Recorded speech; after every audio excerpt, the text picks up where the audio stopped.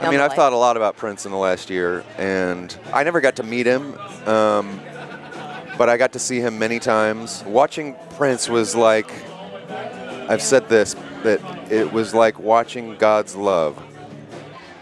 Here's the problem with telling Prince stories to people from Minneapolis is that they've all already heard the good ones.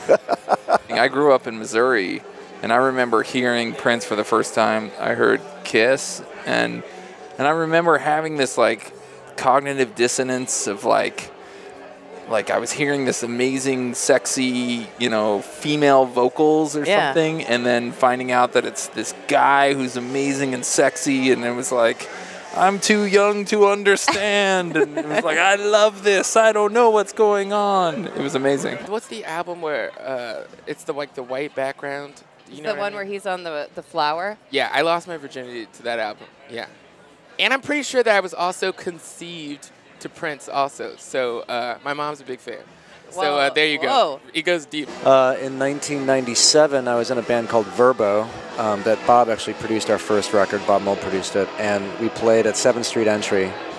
And so we're just sitting in the van outside 7th Street, catching up. And this security guard comes out of the 7th Street Entry, puts down this little carpet on the curb. And my friend and I are like, what is going on? And a limo pulls up right in front of the our van. And then after that, another security comes out with this little man, little man. And I said to Richie, I said, that's Prince. Prince just walked right in front of us into this limo. I remember the moment that I discovered Prince. I was probably 7 years old. My mother, she played music in my house all the time, and I can remember the windows were open, the breeze was blowing, and she was playing Insatiable. And you know, as a child, I was a born musician, so when I heard that song and the way he sung it, I did not know what he was talking about, obviously, but I remember his voice and the way he sung it, and I was like, who told him he could sing like that? Yeah. My pal, who was in Beck's band, opened for him, or with Beck. Yeah. And after their set, someone came up to them and was like, Prince will see you now. The door opens, they hear it open, and then they see two little purple slippers like sticking out from the door, and then Prince makes his entrance, and he filmed the entirety of their set and put a DVD of it into the TV and gave them notes on their set before he went on. And he was like, you should take more of a solo here. You should probably step forward a little bit more, I think.